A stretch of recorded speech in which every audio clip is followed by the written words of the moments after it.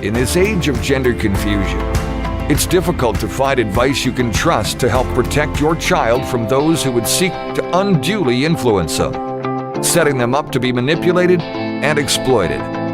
On Unmasking the Trans Movement, we discuss, educate, and deliver the info parents want and need to help their children, grandchildren, and even themselves. Welcome to Unmasking the Trans Movement. Now, here's your host, Brad Wilder.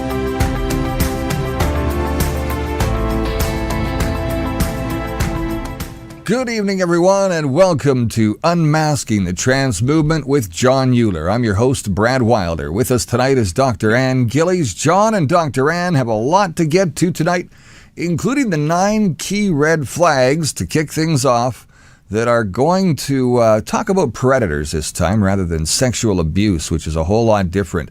We're going to discuss a little bit about Dr. Ann's latest book, and as well, Jon's got some really great information that, takes a whole lot of time to get together and get prepared to even present this information. But once he gets into it, I tell you what, he is the expert, he is the professional, and he's got all the answers if you've got the questions. So by all means, join us on our chat tonight. I notice that Big Island Beach is here, as well as Pretty Weird Duck, Tim and Miranda, and Liverbird all online with us so far.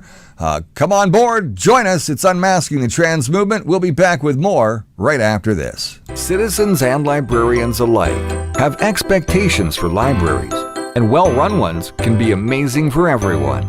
School libraries are often essential to educating children, and as such, special rules apply for the well-being of children in every corner of the world. The World Library Association aims to counter the woke American Library Association's efforts to indoctrinate and sexualize children and hide content from parents and grandparents.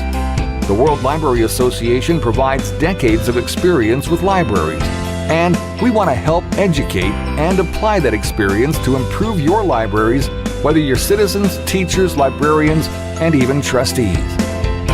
Our common sense model policies comply with community standards, enabling libraries to become truly useful for everyone in the community, and empowering librarians to ensure they work in a safe work environment.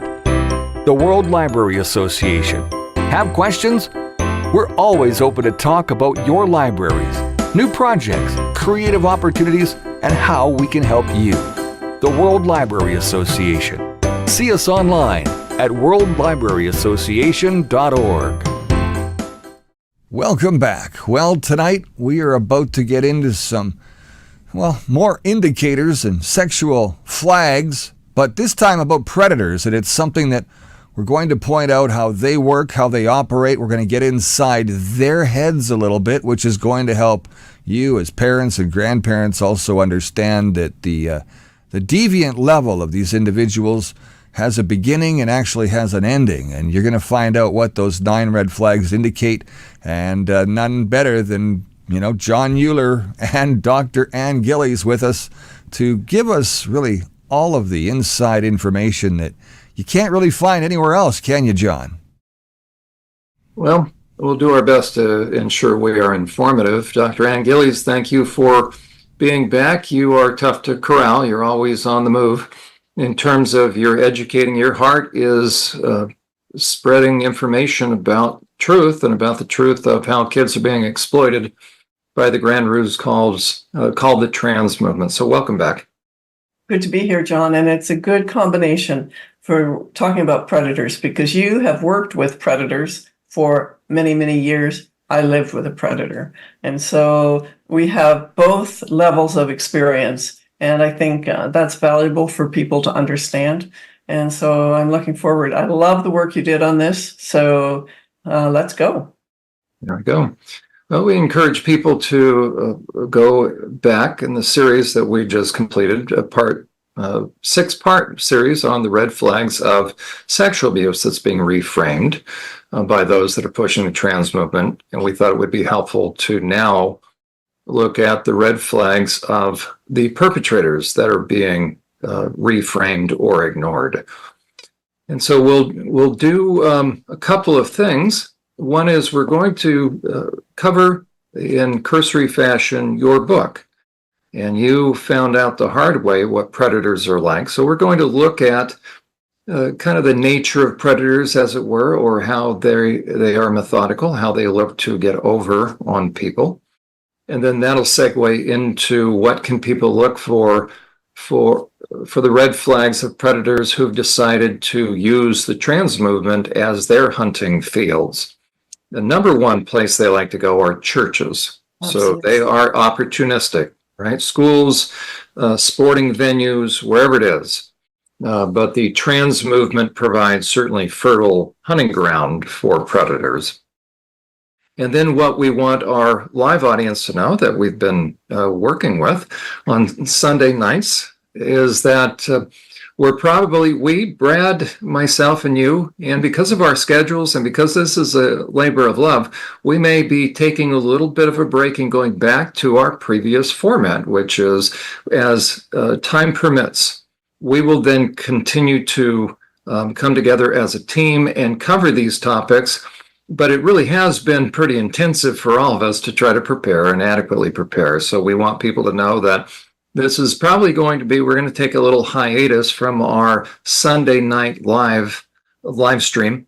And we will still be producing, but Ann, you are once again going on the speaking circuit. Brad, you produce multiple programs, and I myself... Oh, in hockey, you're a hockey coach. So that's right. I'm sorry, that's exactly right. That's right. So we want people to know that this will probably be bringing our live stream to a close. We can't hear Brad. Oops. I'm sorry, everybody. Yes, I did have that one switch turned down there. So everything I just said didn't go out to anyone except you guys, Dr. and Jon. So, Brad, what you were saying is we all have lives. We all have. And so because this has been a really an effort on our part that has been something that we all feel very passionate about. But because it is not, we don't get paid for this, we have to try to figure out what's the best and most effective way to utilize our resources, our efforts, our time. So we want people to know that we're probably going to be bringing our live stream to a close, but certainly not our efforts behind the scenes. And we'll still be producing, just as we have. We can still plan for a live stream down the road. We're not saying no to it. It's going to have to be a little more planned out, and it won't be as every week, Sunday nights. But at least, we're still going to be able to plan different topics accordingly as we move forward. And some of those, demand a live audience too, don't they, Jon? That's right. And we're so appreciative that Dr. Ann Gillies is again with us, but it's very challenging for all of us because again, this is a labor of love and to carve out Sunday nights, and hopefully it's been helpful. I think the series we've done, the 6-part series, you won't find anywhere else. And so that was our gift to people. We want people to access that. So we're going to broach the subject of predators. Yes. And we will then, in future podcast episodes, we will be continuing the multiple part series, but just not every Sunday night. So we want people to know that we're not going anywhere. We're just trying to conserve our energies here. So hopefully this has been helpful. And any thoughts before we launch into this? And then we'll ask any thoughts from people that are watching. Well, I really appreciated this, and I think it's been important. But I do believe, like Brad says, we just need some time to kind of regroup with our own lives. It's been kind of chaotic. But I'm looking forward to the fall and to what's going to happen over the fall, and as we begin to plan and be even more strategic. So it's going to be a good session. I would say, hold on to your seats. Come September, October, probably starting October, November, we'll have some real good stuff happening and have maybe some guests on as well again, and keep informing you on what is happening and on these kind of things that have happened and are. We just need people to understand that this is a long-term strategy that's been going on for many, many years, and most of us are just catching up to what has been happening and how predators have been encouraged in certain cultures. And that people need to understand that. And we'll talk more about that, about the kind of queer theory and all of the stuff that's gone on to really open the doors to abnormal sexual behavior. There we go. Brad, do we have any comments or questions? Or to my right, but it's a little awkward sometimes. That's okay. Basically, everybody that's getting on board here is, again, Pretty Weird Duck. Tim and Miranda are here. Big Island Beach is here, so we've got a few.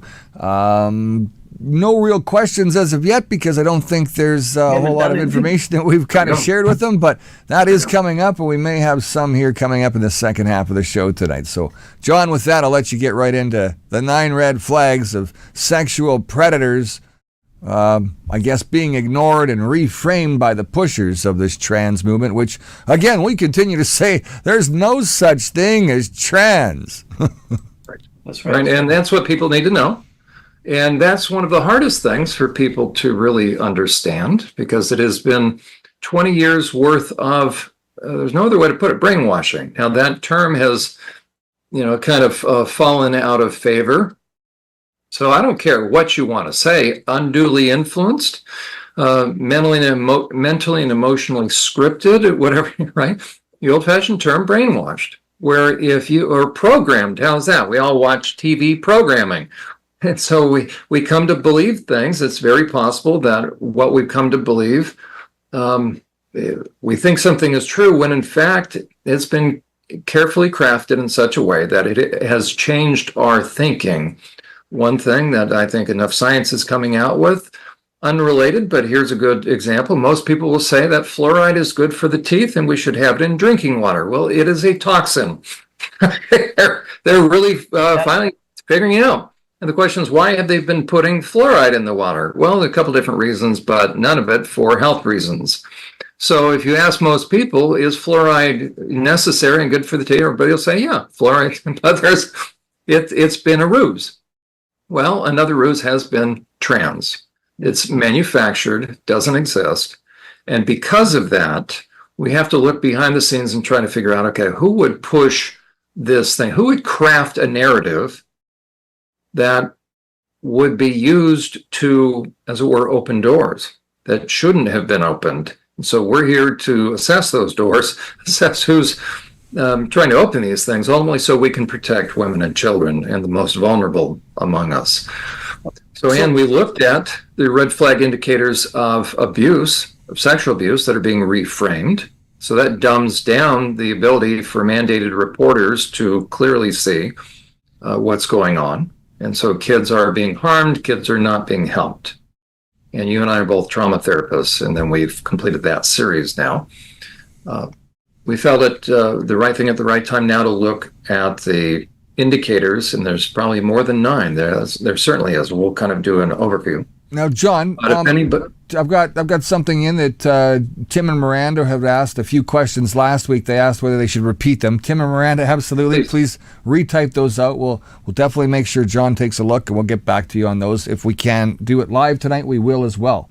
And then John Liverbird wants to say, and I think this will probably come somewhere within your 9 red flags, what's your view on child sex dolls? Doesn't have to be right now the answer, but I'm sure that there's we're going to touch on that. Already at the top. I know what I would say, but okay, we'll actually touch on that. That'll be one of the indicators. And you know what? There's 2 key sexologists that are being used ultimately to craft public policy, public narrative, and public opinion and laws ultimately, and that's James Cantor and Michael Bailey. They're out of Ontario, and they are downplaying the dangers of that. That would be one red flag, by the way.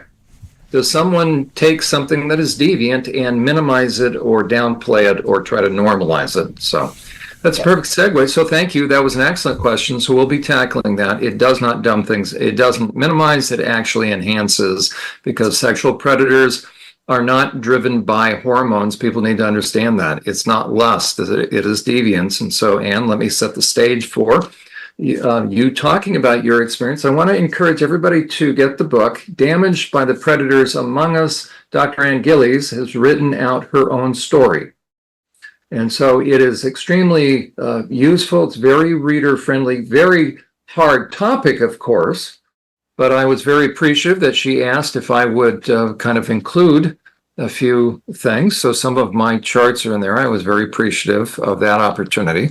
I'm appreciative. I'm appreciative that you allowed me to put those in, because those charts on porn are invaluable, and I don't see anywhere else that they have been recreated. I don't see anybody else doing them, and really talking about predators, John. I don't hear that in the public sphere, and it's really important that we understand.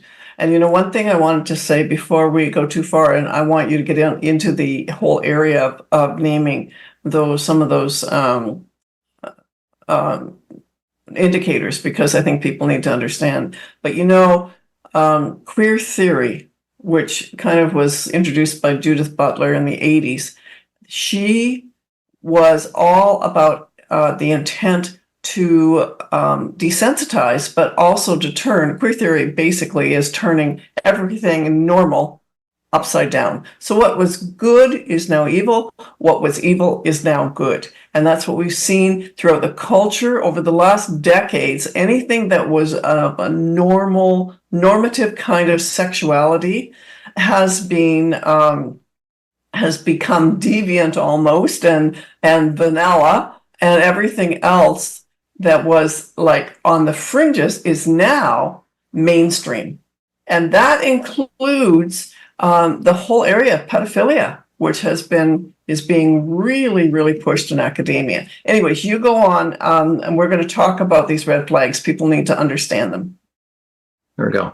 And what you just said is vitally important for people to understand, because it's my contention that the trans movement has served as the ultimate Trojan horse for all sorts of what I call dark special interests. Yes. And way in the back, waiting for all this, if anybody's familiar with the story, right, of the Trojan horse, Battle of Troy, they pulled in this horse, and in the middle of the night, out came the soldiers out of this horse. So it's sort of, and we even use that term, I guess, in electronics or computer technology, right? A Trojan horse. What is that? That embedded within this thing are things you're not expecting, not beneficial things.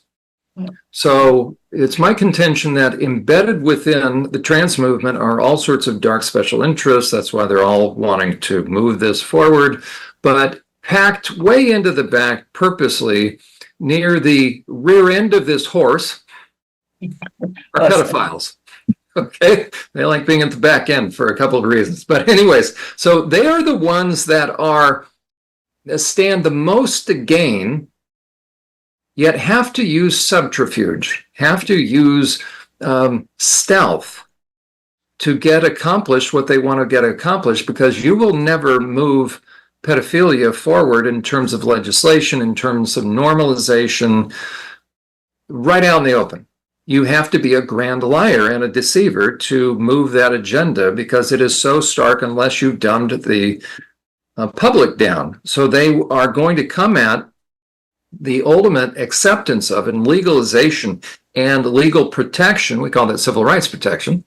The legal protection of pedophilia in kind of a round the barn method. And that's why they love the trans movement. But you see, John, and you're absolutely right. But this goes back to LGBTQ activism in the 70s.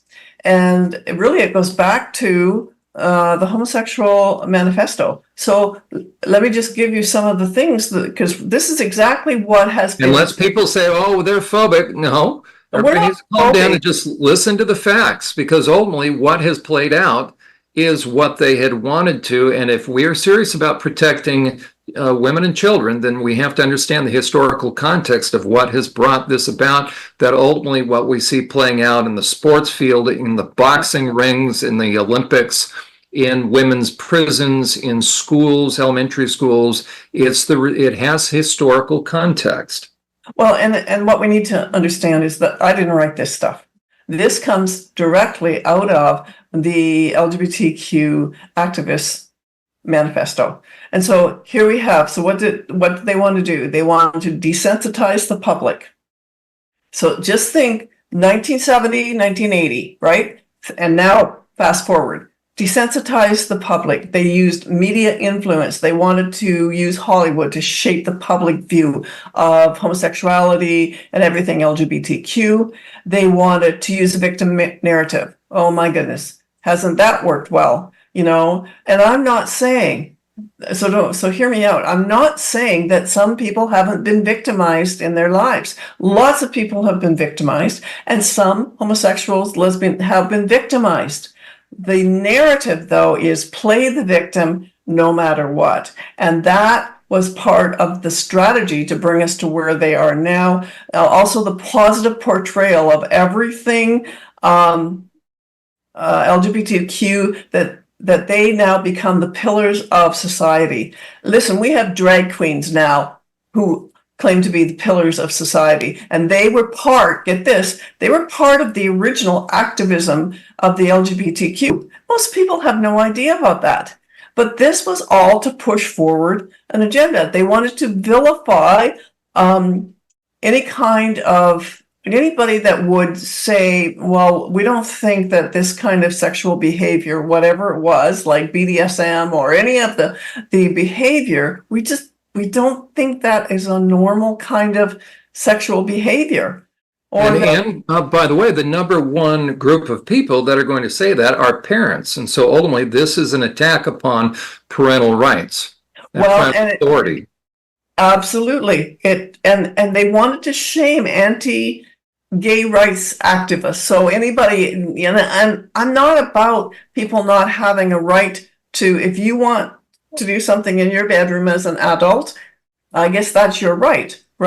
But you don't get to do, naked men walking down the streets of Toronto in a pride parade. That's deviancy. This is exposing yourself to children. But it used to be 2 to 5 years in prison, quite frankly. I know. Exhibitionism. It is. And so all of those things were put in play in 1979, and I think they rewrote it in 1987.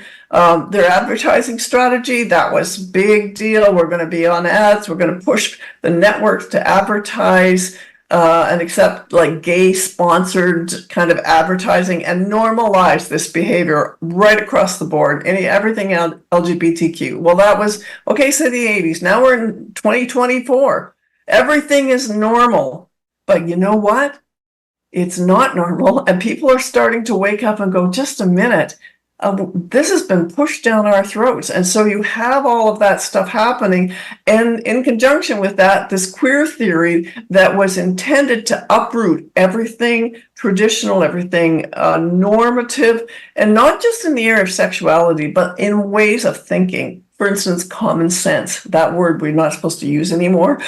All of those kind of things were all part of that queering of society. So infiltration into education, all of those things. So we have now the ability now to see, okay, what are the indicators of a predator? And this is it's been set up since the 70s.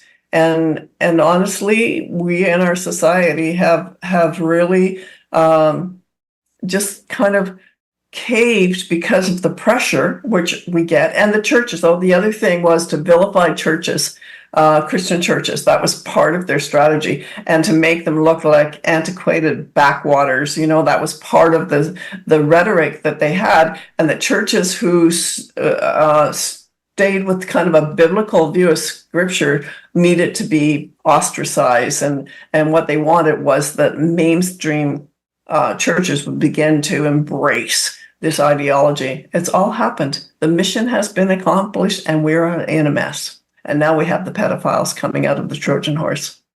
There we go. So it's imperative that people understand what to look for, but then also the context, because if we don't understand what's behind terminology, if we don't understand how we got here, then we won't understand how to speak to it. We won't know what's right in front of our face. So now what was right in front of our face a month or so ago was the opening of the Olympics. And we all saw this. And if you don't understand, if I don't understand, right, that those were pedophiles up there, yeah, how can we say that? Well, the guy having his testicles hanging out, dancing with little kids. What do you think that is? Yeah. If you question what that is, then I would say that mission accomplished on the part of pedophiles, because now you can't even see what's in front of your face. And isn't that exactly the goal of a predator and a predator apologist? So that's really what we're going to look at, those that are helping to facilitate this. What we'll find, what most people may not know, is that there are the lone wolf predators. But there's also predators that will work in concert with individuals, either one other individual or groups. So people need to understand that they are very methodical. And the one thing they have is time on their hands. And again, how do you make a predator? Little by little over time, if a guy gets into enough lust, he'll transition, as it were, he'll transfer down off the path of life into the path of death, meaning everything moral will become immoral. Everything used to be good, bad, right, and wrong will be inverted, and he will become deviant. And again, for the audience, what they need to understand about deviance is a guy is no longer normal. A normal man, a normal male, can only get sexually excited if he knows his partner or spouse is enjoying the process. And a normal adult will have a natural boundary with kids. They will want to protect kids. They will not be exploitive.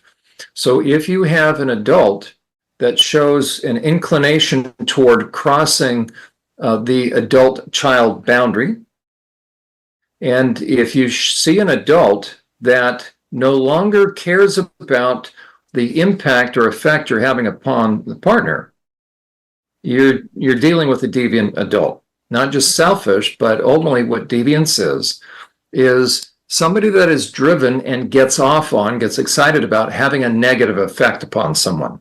That's not human any longer. You're a predator. Now, if you want to supercharge that process, if you want to fast track that, get the person into pornography. Now you've added gasoline to the fire. And that's why underneath all of this is pornography. So we're going to look at then some of the indicators. And the very first indicator you look for a predator or a predator apologist is their downplaying of the dangers of porn. But let me explain predator apologist. Once you get outside of, or really more sophisticated than the lone wolf kind of predator, you're going to have someone that's working in concert with another person. Yes. Going to have a partner in crime, so to speak. And the most sophisticated will actually, as far as males, because 95% of sex offenders are males. That's a stat that was just recently put forward in a training I was a part of. I was in the audience. Okay, and that's pretty much true in prisons. It reflects that. So 95% of sex offenders are male. There's a reason for that. And typically for female offenders, what you will find is their age category of choice will not go below puberty. It's very rare. Typically, it's going to be a teacher, and primarily it's going to be high school students, high school boys. But then eventually it may get into middle school, junior high, or grade 7 and 8. Rare is the time that you're going to see them go below that. It's very different than the male population. And rare, very, very rare. I almost don't know of any by themselves without having a man involved.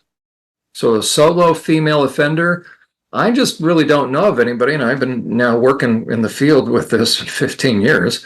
I've never seen a case where a female by herself, of her own accord, used an object on a child. Men, it happens all the time. So by nature, male deviance is very, very different, and it becomes sadistic. Mm-hmm. So number one, people need to know that. Number two, if you have a female that is involved in predation, inevitably there's going to be a male, and they're going to do a tag team. Why? Because the female is going to soften the target. She's going to begin to groom. So you have Jeffrey Epstein and Ghislaine Maxwell. Mm-hmm.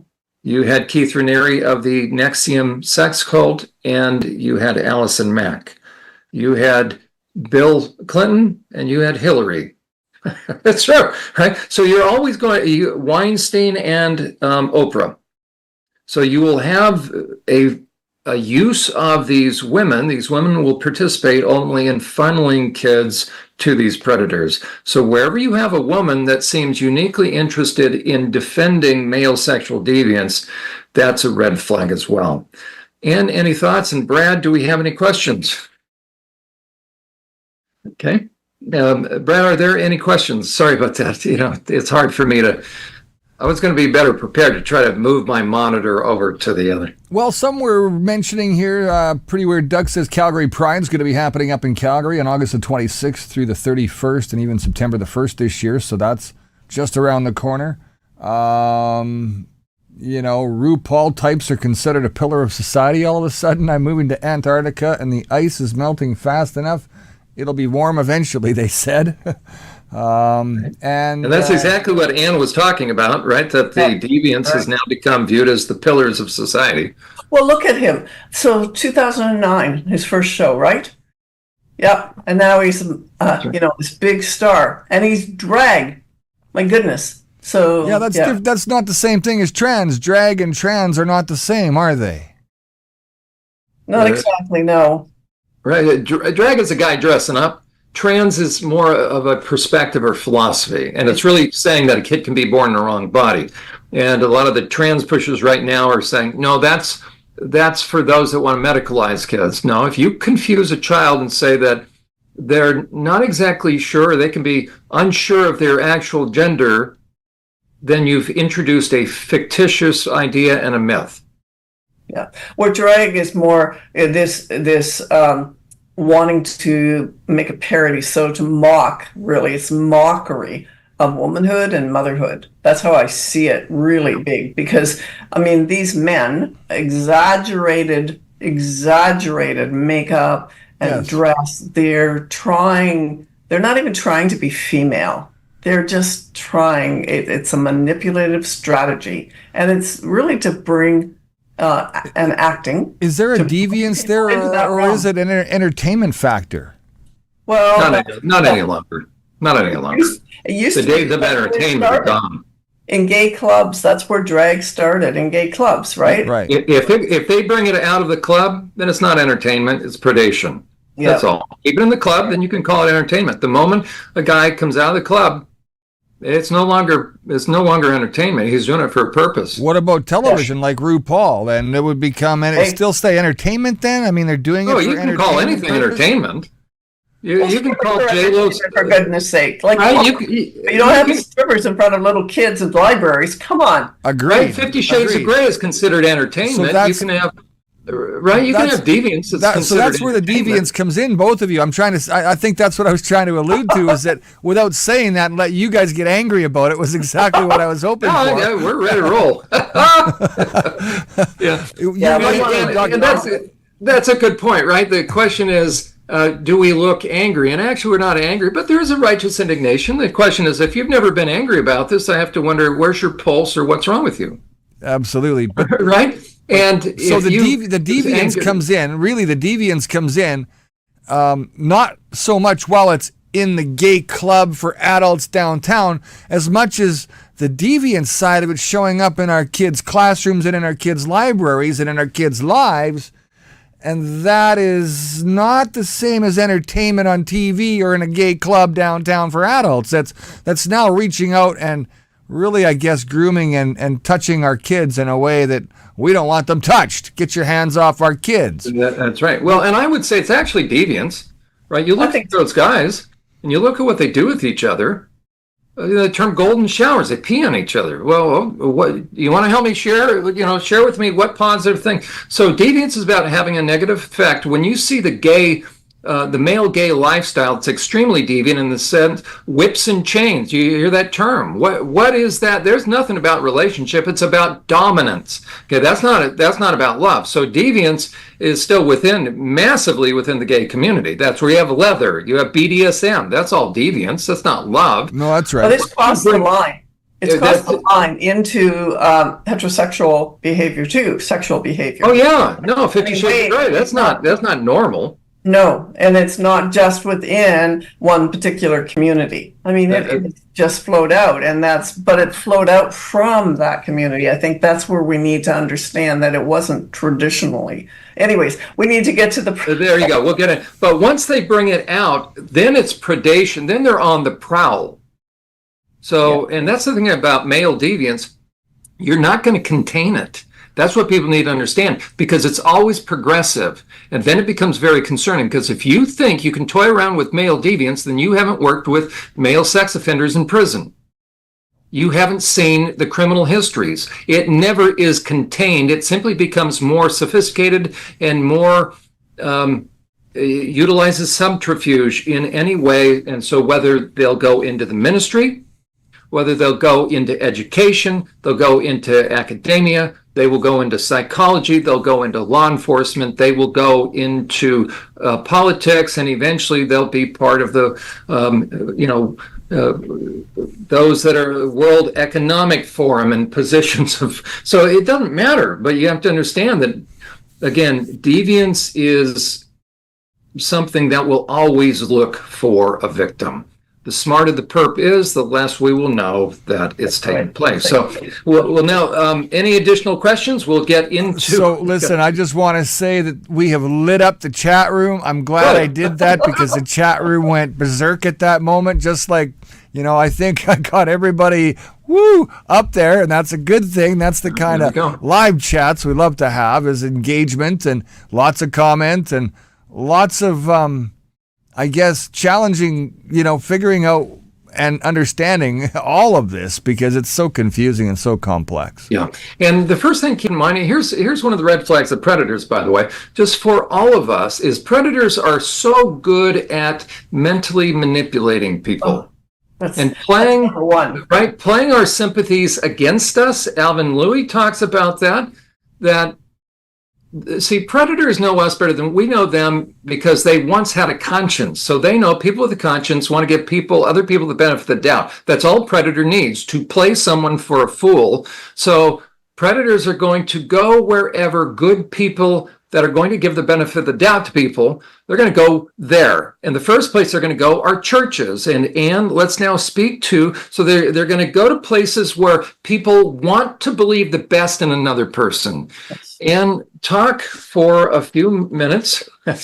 Okay, again, I want to encourage people to get your book, Damaged by the Predators Among Us, because you unfortunately ran into one.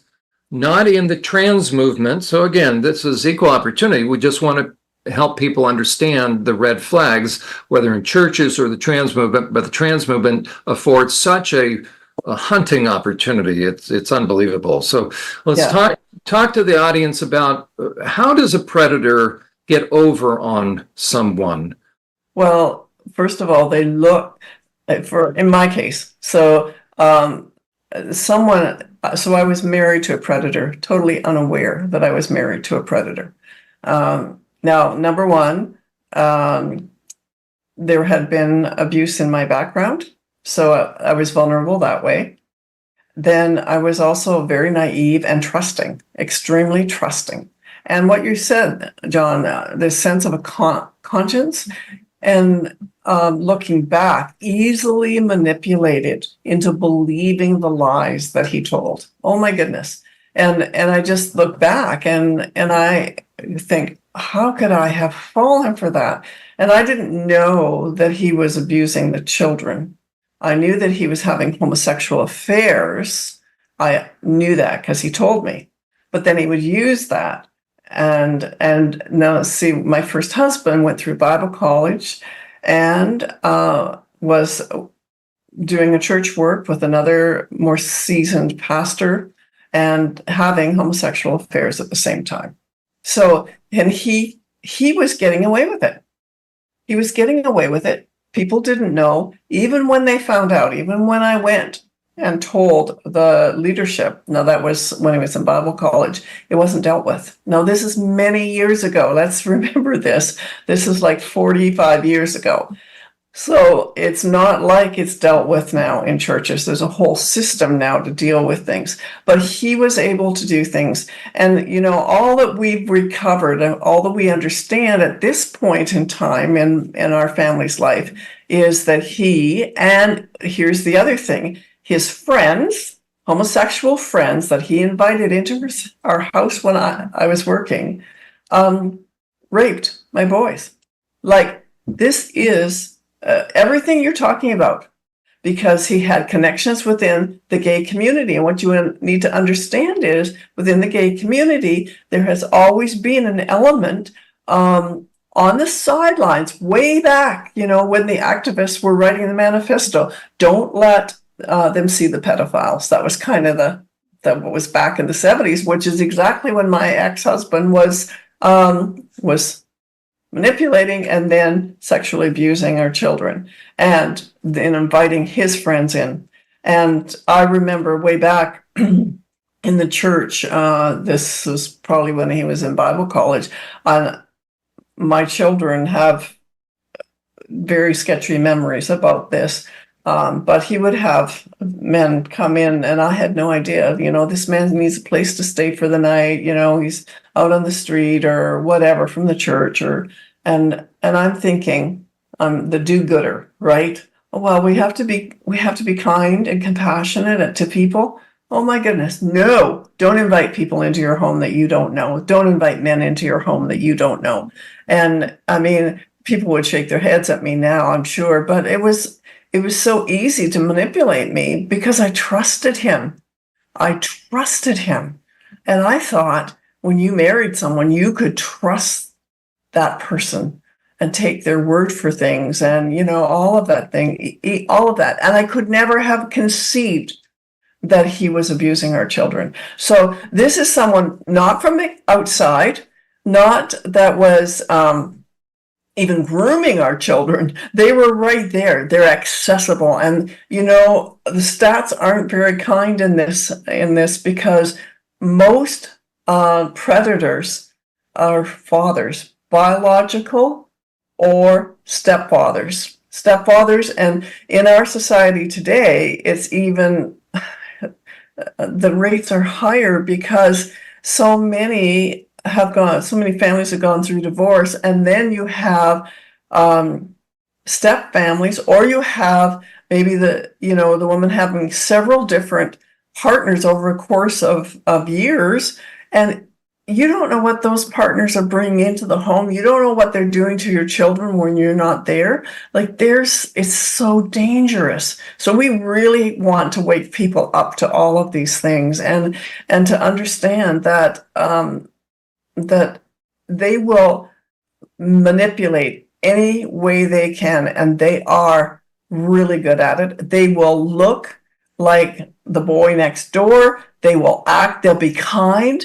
My ex he would go cut lawns for the elderly. He'd do all kinds of lovely things so that he was like, look at me, look how good I am. And all the while behind the scenes, what was he doing? He was a predator.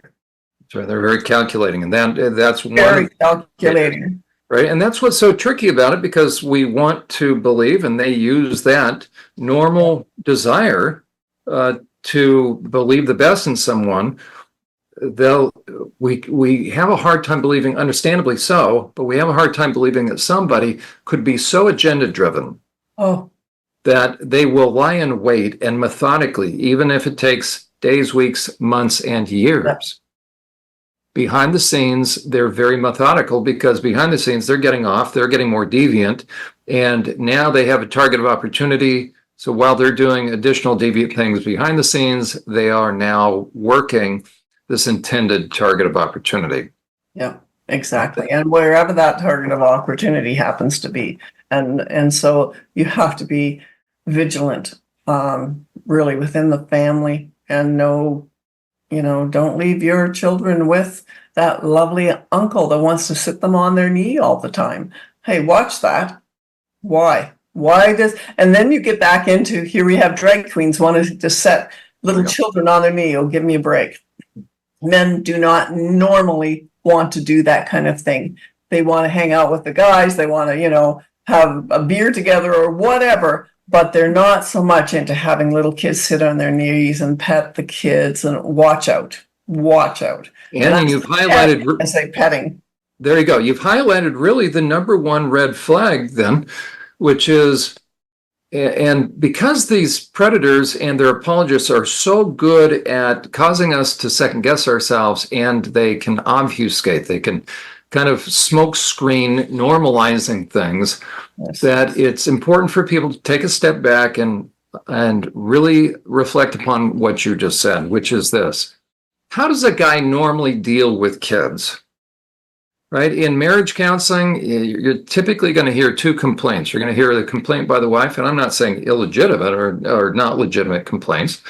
So the wife's going to say, he doesn't communicate with me anymore. The old song of a couple decades ago, Barbara Streisand and Neil Diamond, "You Don't Bring Me Flowers Anymore." Okay? So he doesn't communicate with me, and he doesn't spend time with the kids. Yeah. Those are the two most often. Then you'll have money, sex, in-laws, and kids. Those are the four issues. But again, he doesn't spend time with the kids. He's involved in his own world. He's out with the guys. He's in his shop. He's on the computer, but he's not spending time with kids. I wish he would just go out and throw the ball around with his son. That's what fathers do. That's what fathers do. And they'll roughhouse with their sons, and they'll do stuff like that. But there's always a limit. Watch for that man who wants to tickle their child till the child pees, or till they do not have boundaries. And the child, if the child says no, they keep on. Ooh, watch that, because that kind of person is only doing whatever they're doing for their own gratification, self-gratification. They're not listening to the child. That's right. So you have a man that shows an above average interest in spending time with kids. And other kids. That's a red flag. Yeah. Okay, so that's right. Now, we want guys to spend time with kids, but there's a difference between serving as a healthy mentor versus wanting to spend time up close and personal with a kid. So there's a big red flag, number one, right there. Number two, is an adult, especially a male, but this goes either way, but let's say an adult male who is not in any field or professional capacity of, let's say, mental health or psychology or an MD, anything like that, who is uniquely interested in subjects related to the sex and sexuality of kids, such as trans. So you have someone who has no background, no professional reason to be really up on or really advocating for things to do with sex and sexuality of kids. That's a huge red flag. Because why is he so interested? There's a lot of philanthropic things you can do in life.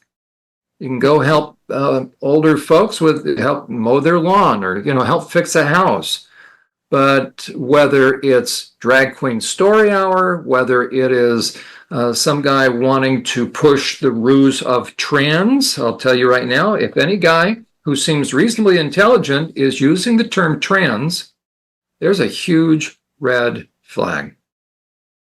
Because he's using that as a means to gain access to kids, especially if he is reading or reviewing material on sex and sexuality, especially those items that may be going into schools. We all should be aghast at that. That's a huge red flag. Meaning, if we have somebody that doesn't have any professional background, who's just so driven to traffic in this material, we need to wonder. Check out the Get Real movement that's going across Canada, in schools. So we have these LGBTQ individuals coming into the schools, no training, no educational training, nothing special, just because they are LGBTQ activists. They get to come in and talk about sex and sexuality to your children. Oh, man. Why? Why did they want to do that? Right? So that should be the first thing that goes off in our minds, like, wait a second, here's an adult, let alone an adult male. Now, again, it can be a female as well. you had Ghislaine Maxwell working with Epstein. Okay, I'm just looking. Let me do this. Brad has taken a momentary break here. So let me, we've got a couple of comments. Mr. Alex said, one red flag I want to let John know when it comes to video games. People who are pushing any video game to be played online only should be treated as suspect. That's an excellent point, right? We're not here to say 100% somebody's a perp, or and I'm calling also a perp apologist, but that is, we need to have that sense of, hey, wait a second. Yeah. Right? We need to have our intuition about us. That's extremely well put, Mr. Alex. Right? And any thoughts about that? Well, yeah, the video games, online video games, are just such a direct line to get kids into this whole sexual deviance. Like it's a direct line. Here, we can go into this room and we can go into this room, we can hide here. Like it's just like this whole world is open to them through these video games. And most parents are unaware of. I mean, I don't have a clue. I don't want anyone to get into it too much because I really don't understand it. But it is so prevalent. Oh, yeah, here we go. Well, we'll go through real fast unless, Brad, if we have some more. I just saw one there, but okay. So in the interest of time, we're just going to cover a smattering of things. Then hopefully people will be on the edge of their seats. So when in a number of weeks, when we come back, we'll probably continue this series so we can do it a little more methodically. This was a very good quote. I don't know when Sally Grover made this quote, but it really captures it, right? If you've got a, sorry, it's right in the way of my, I'm going to move this over just for a second, right? If you've got a female-only space, you're dealing with someone who has no respect for boundaries in terms of a man, right? If he's in a female space, you're already dealing with a predator. Good men don't go into female spaces. Female spaces exist to protect us from the men who want to go in. Well put. And I would say this, right? Good men don't dress in women's underwear and female clothing to gain access as well. Right. They're not going to make it all about them and push boundaries. Yet that is trans. You can't separate that stuff out now. And if you're going to take a kid and confuse them or allow them to be confused about their sex and sexuality. And I do know somebody had a question, what's the difference between sex and gender? There's been, right, it's been a play on terms. We're trying to go back to the original term, sex, which is male or female, quite frankly. And any thoughts about that? That's a really good question, because gender is just this ambiguous term now that's out there that, you know, you get to choose your, you know, thoughts and how you think about your sexuality. And, you know, there is an element of that, you know, gender is more considered a role almost, like, but sex is biological. So stay with the word sex instead of gender keeps us on the straight and narrow, so to speak, and helps us to really understand what's going on. Gender gets too elusive, I would say. There you go. And it's part of the new lingo, right? Everyone says gender, and it's now on all of the legal documents instead of sex. What gender are you? Not what sex, what gender. And that allows them then to put other and to put trans or whatever. And so that's the whole purpose behind the word gender, is so that it will be inclusive of all these identities that were way back at the 70s and 80s with the LGBTQ agenda, to open the world to these identities. So that's where that kind of comes from. There you go. So one of the red flags would be any man that wants to get into spaces reserved for kids or for women and female sports. That's exactly what this is all about anyways. They want access to the locker rooms and showers. Planet Fitness, unfortunately, doesn't get it. So anytime you have a guy that's going to want access into private spaces, not just private spaces, but those spaces that are anticipated to be filled with women and or vulnerable kids. Again, that's a red flag. Another red flag are those that are going to be writing or reviewing books that are going to be put into schools, and those that are going to give pushback on school boards, right? So any normal, healthy adult will want to protect kids, not sexualize them. We have two examples here. Detective Mom, she does a really nice job. Matt Osborne, he apparently reviews books for GenSpect. Well, what better way to get close to gender-confused kids? And Matt Osborne felt apparently this book that will contain this quote was fine. And then we're also going to look at what happens when a protective parent steps up, and we will see predator apologists on a school board that shut him down. Matthew Osborne said this book is appropriate for children in middle school, as featured on GenSpec's website. My penis can't erect. A guy touching it triggers pain. Orgasms feel like there's no climax at all. Just a sensation of fluid coming out. Did I do the volume properly, Brad? Can everybody hear me? Okay. And now, so there's a guy felt apparently that was fine for elementary school kids, talking about erect penises with fluid coming out. And here's a protective dad at a school board. No, I'm sorry. Let me try this again. Matthew Osborne said this book is appropriate for children in middle school, as featured on GenSpec's website. My penis can't erect. A guy touching it triggers pain. Orgasms feel like there's no climax at all. Just a sensation of fluid coming out. Navarro, suck any good lady. What's wrong, Navarro? I think you like a big in your mouth. Ha ha ha. Page 23. The other boy. What's the educational benefit of talking about? That's right. What's the educational benefit of talking about that? Is that going to help someone on the SAT score? You're going to comment. Get a shot at that. So you know what? I'm going to enlarge this so people can see it. We already listened to that. We're going to get back to.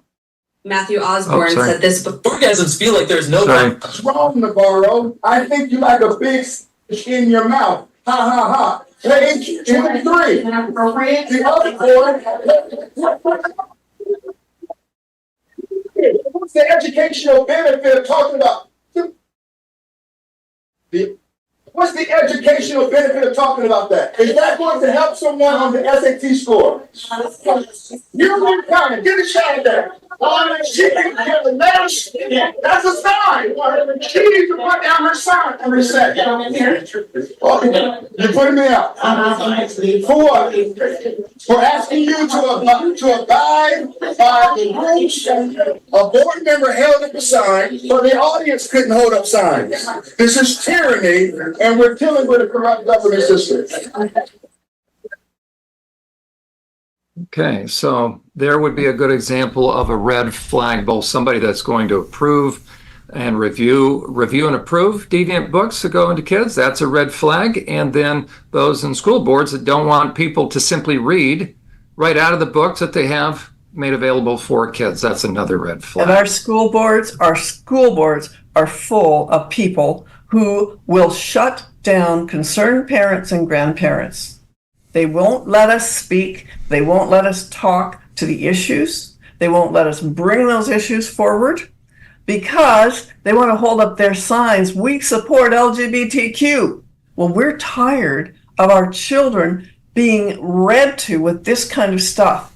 This is disgusting. Accountability is coming. There's coercion, intimidation, extortion. All three of those are criminal charges. We're coming for you, teachers and school board officials. Don't worry. We haven't forgot about who you are. We've taken notes. We've made our lists. We've checked them twice. We've dotted our I's and crossed our T's. You're next. You're next. Not a threat. It's a promise.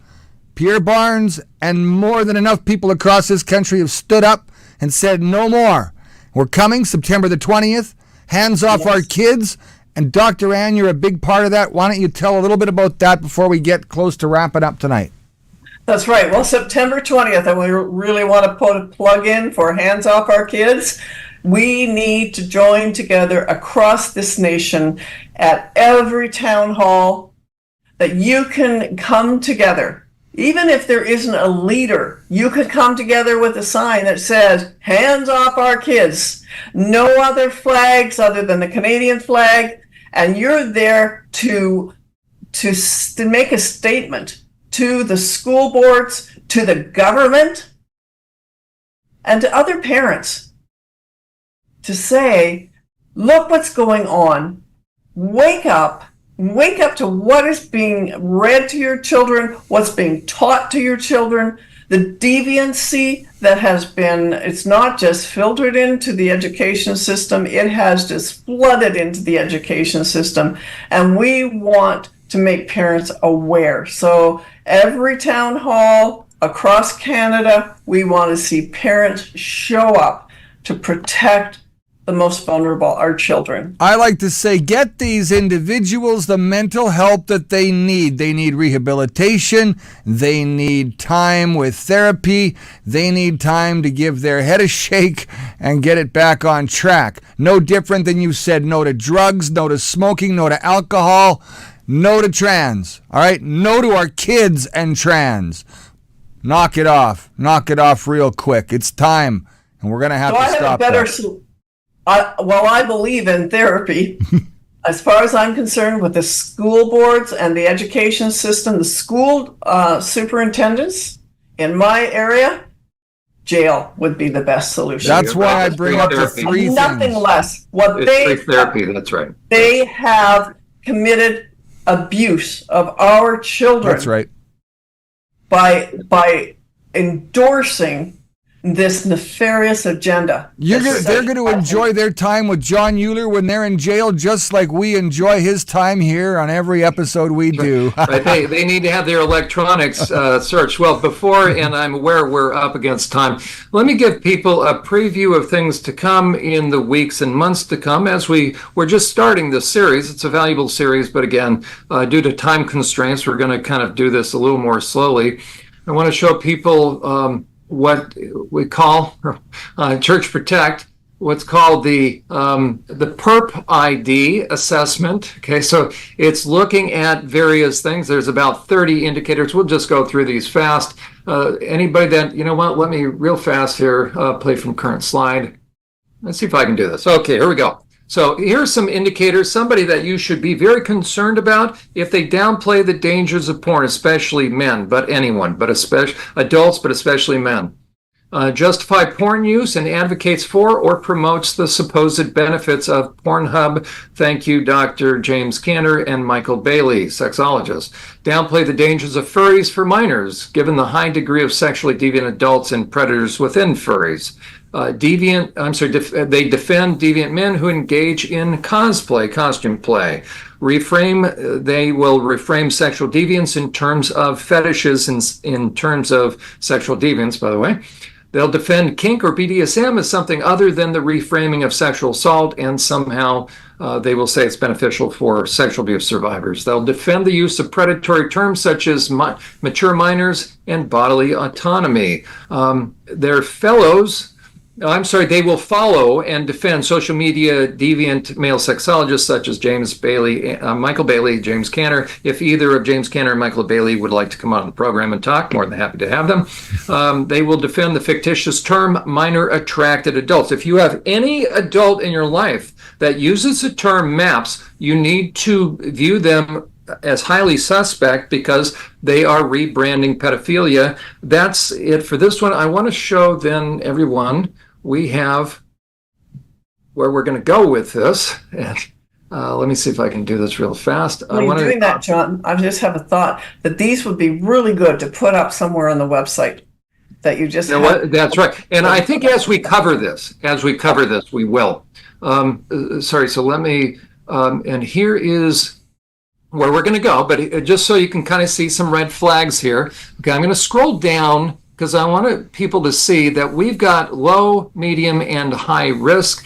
This is an assessment that I've been creating. This is on Church Protect, not on there yet, but churchprotect.org. So here's kind of the mild to moderate to serious red flags of those that are going to downplay the concerns.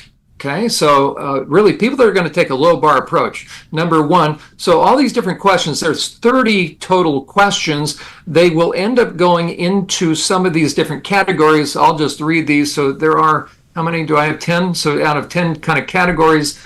So an adult that downplays, defends, promotes, or teaches tolerance of sexual deviance and reframing grooming activities. So be cautious of anyone that does that.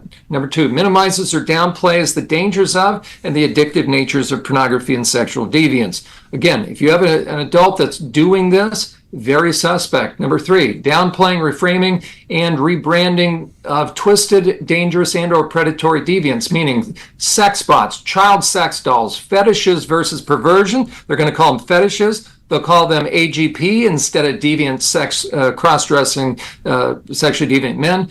They're going to defend furries. They're going to start to use zoophilia rather than bestiality and defend that. They'll use minor attracted persons rather than pedophiles. Number 4, anyone who defends opening the door for sexual grooming or for deviants to gain access to vulnerable women and minors, such as AGP men, those are cross-dressing men, they're going to reframe clear male sexual deviance. That's just 4. You can tell there's a lot more on there. We'll do one more. I want to go down to number 10.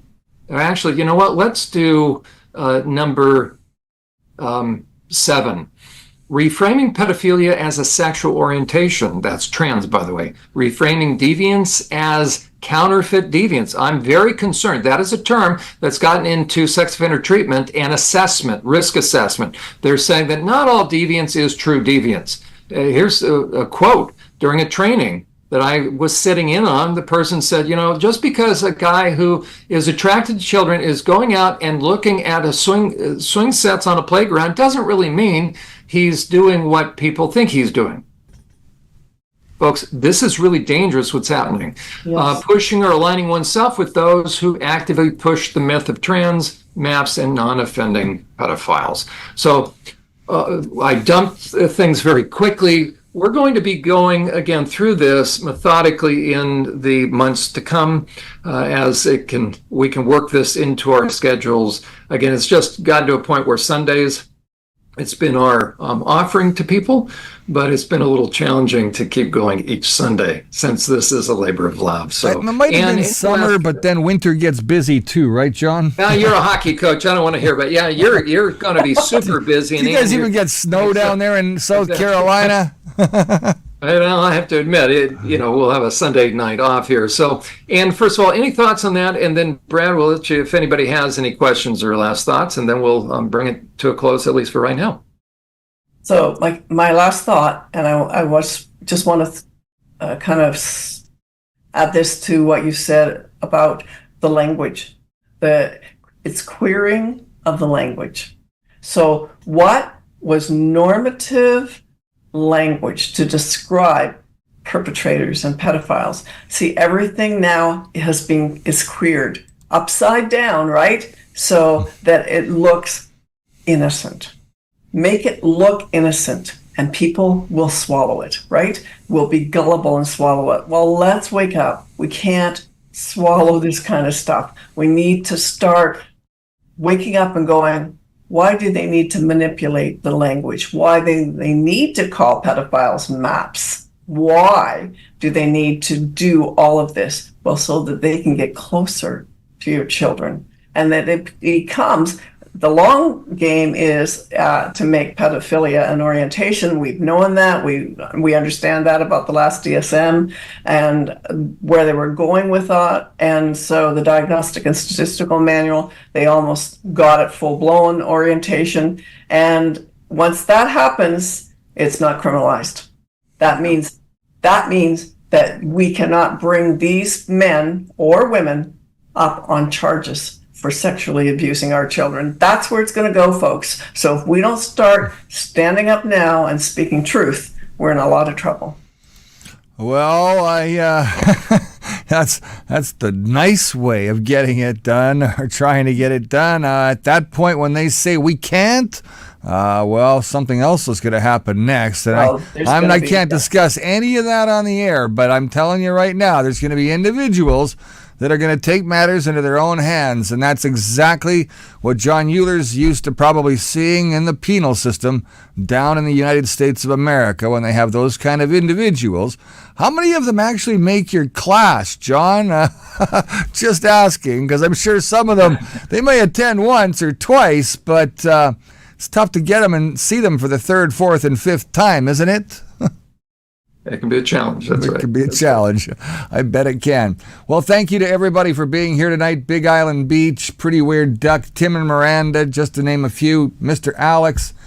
We can't do it without our viewers. We love having you guys online. As John mentioned, we're going to be taking a little bit of a hiatus from our live sessions, but we encourage you to watch the rest of the series going forward.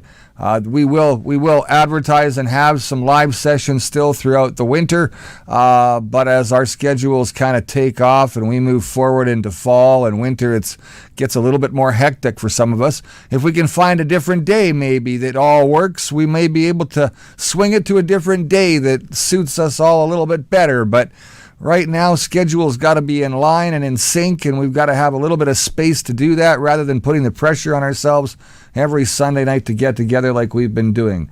John, Tim and Miranda say, hey, you got to look into somebody named Ryan Montgomery, so please take a look. Pretty Weird Duck's final comment, hey, counterfeit deviants, what they're printing is new money. That's right. That's right. So, and as to the DSM-5 guys, yeah, you guys are welcome on the show anytime. We'll do a special live interview, whatever daytime, day or night, 24 hours, you got us. We'll be there, and we would love to have you guys on the program and have a great discussion about, well, how much we think you're a POS. we'll do it academically, though. Of course. I only use... They like three-letter associations, don't they? That's right. I could name a few more, but I'm not allowed to do that on the program. I'll you stop. know what? You're a true blue hockey coach, Brad, so we appreciate that. We're not allowed to use those terms in hockey anymore either. I'll just say that too. So, all right. Well, thanks again for both of you for being here. Dr. Ann, John, always a pleasure. You guys have yourself a great night and a great week ahead, and we'll look forward to having everybody back together again real soon. Thanks for watching. This is Unmasking the Trans Movement with Jon Uhler. Once again, remember, it's not our kids' fight, it's our fight. It's time for you to get involved. We'll see you soon.